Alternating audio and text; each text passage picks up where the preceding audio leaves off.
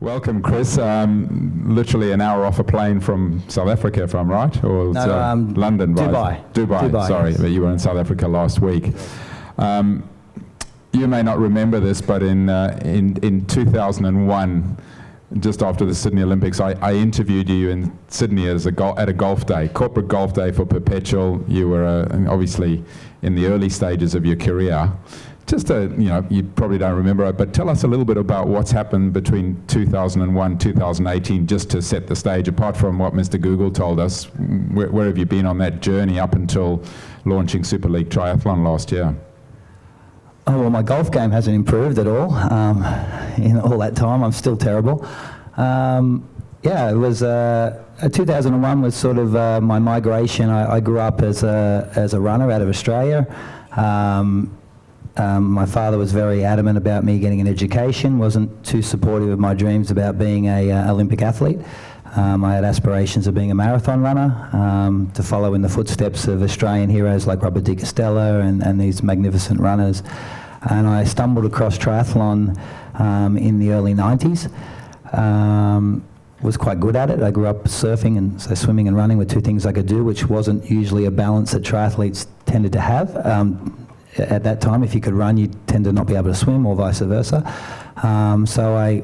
It was sort of the emergence of this new sport that had just been accepted into the Sydney Olympic Games.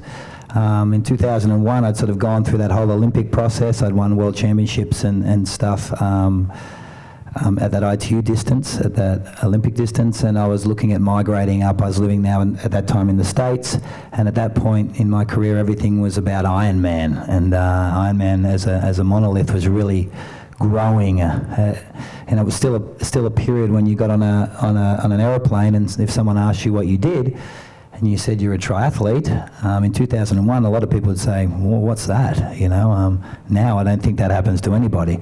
Most people know someone who's done one, or everyone you meet has an Ironman tattoo nowadays. So it was a very, very different era. So at that point in my career, I switched across and started chasing Ironman titles around the world, and with the goal of winning the Hawaiian Ironman, which is sort of the big event in the sport.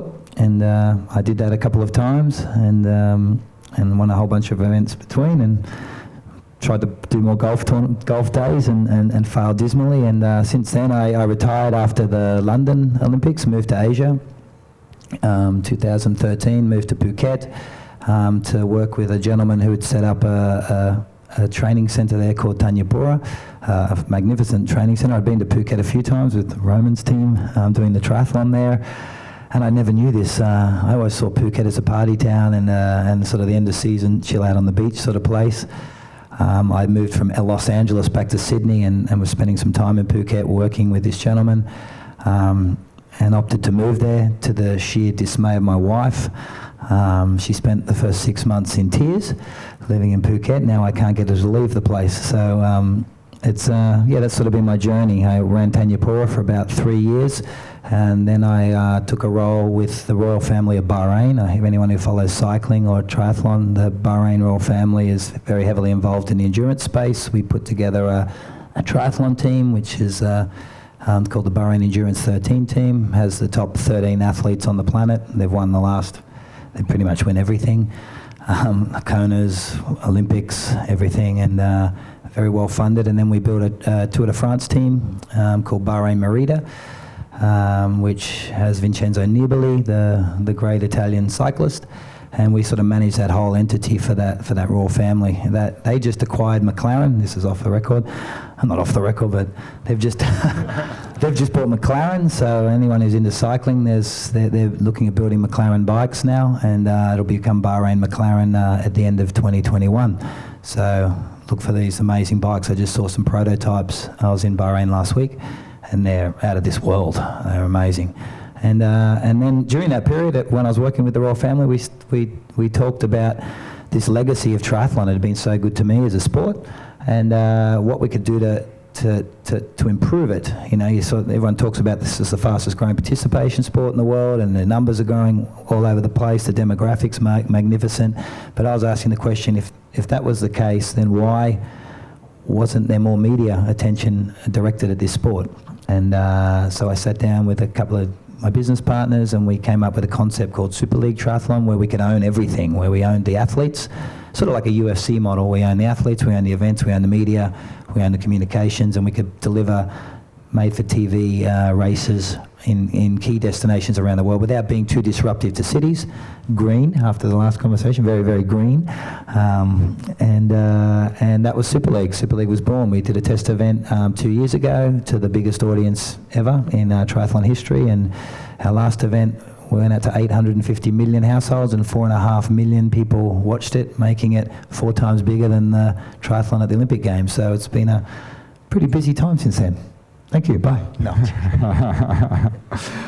So tell us a little bit about, I mean, we spoke this morning, we in fact had a panel talking about the evolution of cycling and triathlon, and we had some panelists here from Heart Route and some of the local organisers, and evolution at a mass level, but my sense is obviously the focus is on the elites creating a ready-made for TV product. Tell us about some of the formats. It's pretty exciting, it's short, it's kind of stadium triathlon racing, for want of a better expression, but you can obviously do it better justice than me. Yeah, well, what we did is do you have a video? Yeah. Oh, okay. Video? Yep. Oh, I just saw someone queuing a video. Let's play the video. That answers all my questions. Good ideas promote a game, and great ideas, they change it. Welcome to Super League.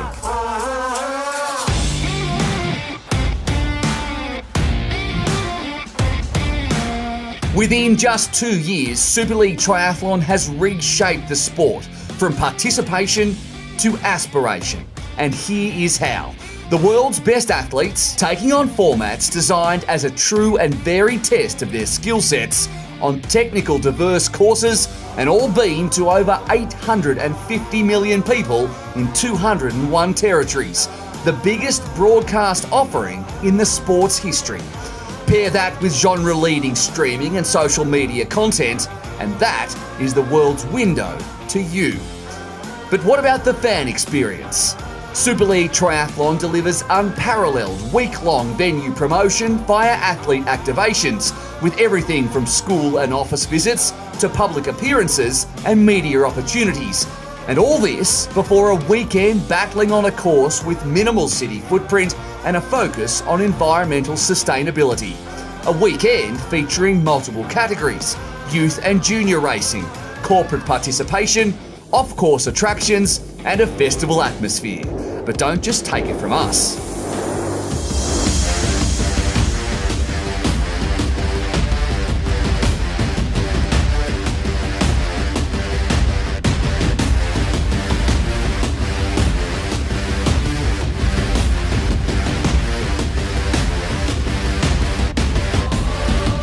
Super League Triathlon is already a global phenomenon, setting a new standard in event delivery, broadcast and content creation. Flexible, accessible, and above all, entertaining. Super League Triathlon, the ultimate sports entertainment package.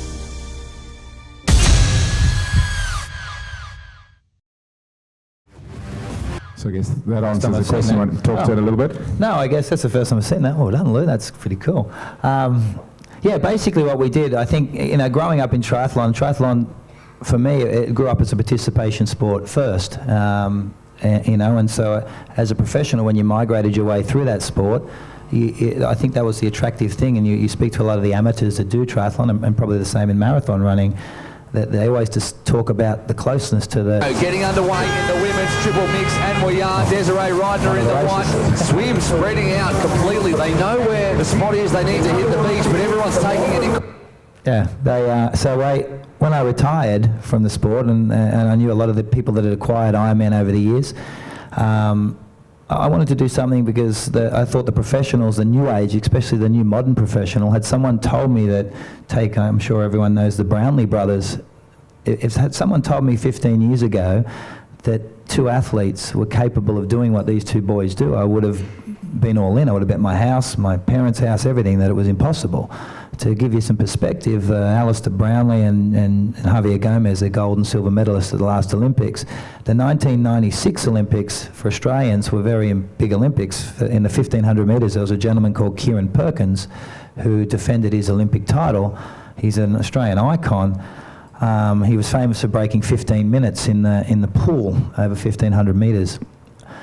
In that final, there was 8 people make the final, so only 96. To me, 96 doesn't feel like that long ago, but Alistair Brownlee and Javier Gomez would have both made that Olympic final. That's how well they swim. And the funny thing is, they're runners. Alistair's a sub-28-minute 10K runner. He's a Tour de France level cyclist. I couldn't believe, in my opinion, maybe biasly, they're the best athletes on this planet. When you look at an athlete, the ability to do multiple things, they're out of this world gifted.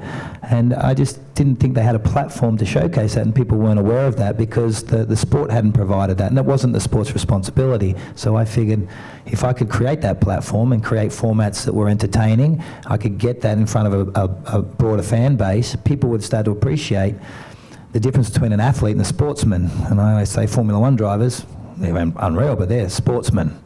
Big difference. These guys are athletes, as are the runners. And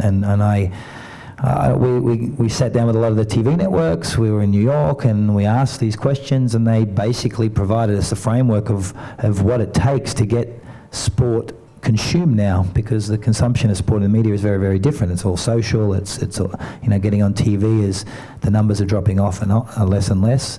And the way the millennials view sport is, or view things nowadays, they're used to being quite active and quite involved. If you think of Australian Idol or American Idol, they can watch something, but they also have an influence on the outcome. They can vote. And this is a very, very different way people view things. So we created different formats. We created short shoots and voting and all these sort of things that absolutely changed the game. And we tested the waters with our test event in Hamilton Island, and the uptake was immediate. And we immediately... The networks jumped on board and said, we'll take this, and suddenly we had investors from around the world seeing a lot of upside in this sport and wanting to invest in the property, and that's sort of how we got here, I think. And what we've done on the mass participation side, more than anything, is try and build the brand off the back of the professionals, and then build out a corporate layer of corporate participation and hospitality that allows corporate teams to be engaged over a weekend of racing, and then we'll build out a mass participation layer. We've just signed for an event in Bali for March of next year, which will be our first owned mass participation race. It'll be at Nusa Dua. We've got a big, over 500,000 people in our database and followers now on social, and the influence has been quite big. If you look at our athletes after our events, we took, these guys have got 250, 300,000 followers, say, on their social media. We were able to show them that Super League in the last 3 events had grown their social media following by 20% from when we did the first event to the last event. So we're seeing a lot of traction, and that traction's gives us confidence that we're doing the right thing. And there's a lot of people that believe in sport now, and not just participation, but viewing and being a part of something bigger than just sitting back and watching.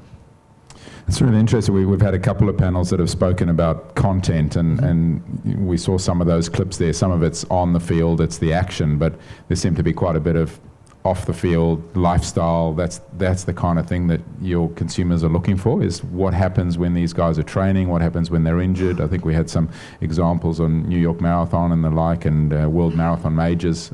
Similar thing you're finding? Without question. I think the key, especially in streaming nowadays and social, is constant content, but constant solid content. And that was sort of when we built the business structure. We wanted to make sure we owned the athletes in some degree, When I say own them, they were contractually obliged to work with us. So similar to the UFC model with, say, a Conor McGregor, he works for the UFC. So with that, we're able to properly promote, and that costs us money to do that. But because of that, we're able to build out content with these athletes. We're able to deliver short content into the UK and to BBC, talking about the Brownlees training with our branding and our logo, and all discussions around our racing. And we're trying to position Super League. We're working with the governing body, the ITU. We have a memorandum of understanding now. We want to get this type of format into the Olympic Games. They're very keen on that themselves. And we realised that if we could get these athletes to buy into the professional side of the sport, that we were here to do the right thing by them and to do the right thing by the sport, and a rising tide brings up all ships. And I think that's been the case. And content is king, we all know that, but good content is very, very important.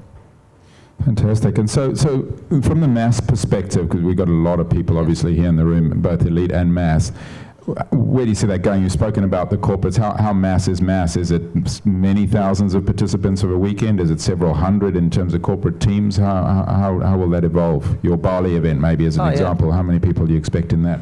Well, I think everybody who's in the mass participation market knows you have stakeholders that want certain things. So we've sort of gone to the marketplace with a different perspective, trying to push reach and branding and everything. So we tend to sit with a government, say London. I was in London last week, bringing an event back to Hyde Park. It's very, very difficult to speak to the government in London and say Super League's going to change people's perception of London, because they just laugh at you. But we looked at triathlon as an entity and realised it's a very, very difficult mass participation market to work unless you charge exorbitant prices, because a massive race is 3,000 people. When you put in all your costs and everything, and to run a pro product out of that is difficult. So we realised corporates were the way to engage that. One of the gentlemen, one of our consultants, David Hansen, had successfully run big corporate events in Australia in that space. And so we tested the market in Jersey, and we found that these big corporates around a weekend engagement and with a festival type racing with the world's best are prepared to pay premium to be part of that. It's all about the experience. So we tried to not sell the event so much and position ourselves as a conventional triathlon. We tried to position ourselves as an experience, a corporate experience that was active. There was a team building element, there was a relay element, there was a VIP hospitality element. People said we'd fail. We were selling these packages for £30,000, and it was ridiculous for 6 people to come, and it worked. So you realise if you get the positioning right, it's key. Our event in Bali is now a layer down where we start looking at building out participation, but not just in the triathlon space. We're looking at running and bringing people together like music festivals did. I think I went to the first music festival in Australia when they brought more than one act. Everyone said, this will never work. Now everything's a music festival. I think triathlon has the luxury of being able to do the same thing. And I speak to my wife and my kids a lot. I think that the mindset of people is changing a little now. I know when I was, in the peak of it, I identified as a triathlete. I was a triathlete. People say, what do you do? I'm a triathlete. My wife runs. She does a triathlon. She does Spartan. She doesn't identify by anything. And I think that's important, and I think there's an opportunity in that festival space to bring like-minded people from all facets of sport to a place to celebrate what we do, which is having a healthy, active lifestyle. We think alike. We're very environmentally conscious. We want to be entertained, and we want to be part of something that's bigger than just sitting at the pub. And I think that's what we're trying to build around that participation space. That's great. We've just got a couple of minutes left. So fast forward 5 years, what does it look like? How many countries, how many participants, how many races? Sometimes I wish, and I guess everybody knows, as I used to complain as an athlete, right, and say, this is the hardest job in the world. I wish I could go back and apologise to everyone I ever whinged to, because being an athlete is honestly the easiest job you could ever have in the world. Because now sitting on this side of the fence, sometimes I think, what am I doing? I should just head back to Australia and chill with my kids. But I'm driven by goal setting. I think that's why I was a good athlete. I like to put something out there, pursue it. Whether I'm right or wrong, I set a target, go after it. Whether I fail or succeed, it doesn't define me. I think we're onto something with Super League. I see that with the interest we're getting now. We're only 6 events in. We're growing exponentially. We have big investors looking at coming on board, which we're trying to control, because as I've learned quite rapidly, investors are fantastic when you need them, but they chew up a lot of what you own in the end. Suddenly you're like, I only own this much now. Thanks very much. So we're just trying to build what we're doing. We're splitting our team. We're based, funnily enough, in Singapore. Even though I live in Phuket, our team's in Singapore. We'll be moving to London in April of next year. More than half the team will move to London. I'll keep the Singapore offices, and I think in 5 years, look for Paris Olympics, potentially having a Super League event as the triathlon in the Olympic Games. We're moving very rapidly in those discussions, and on the LA Olympics, and hopefully building out a platform. Our key investor is one of the biggest IT investors in the world. He's very driven on bringing communities together and bringing a platform where you can do an event in Vietnam or an event in London, and we can correlate whether you're an age group or where you exist in the world, where you are. So you can set goals amongst the community. He's driven on that, and it's beyond my thought capacity. But he's constantly talking about it. My business partner right now is in Zurich, going through that process with him. So I think it's the stability of triathlon at that short distance. I think Super League will bring that at that participation level and that professional level in 5 years. Fantastic, thank you. And maybe a plug for you've got your Singapore event coming up in February next year. The grand final of a series is actually here in Singapore, 23rd and 24th at Sentosa Cove. It's pretty cool. Like, it'll be the world's best athletes will be here, racing double points. The prize money is over $1.5 million, so it's changing the game in triathlon without question. We recently won the Game Changer Award last week by 220 magazine in the UK. We beat Go Zwift. Anyone who knows Go Zwift, they're the big players that came into the market, and they voted who had brought the most influence within the sport in the last year, and we were able to win that. And that influence has come about because I think people believe in sport and believe in endurance sport, and they just needed the right platform to do it. And now we've sort of created that. We've been able to give those opportunities to our partners and to the athletes. Fantastic. Ladies and gentlemen, please join me in thanking Chris McCormack. Thanks, Michael.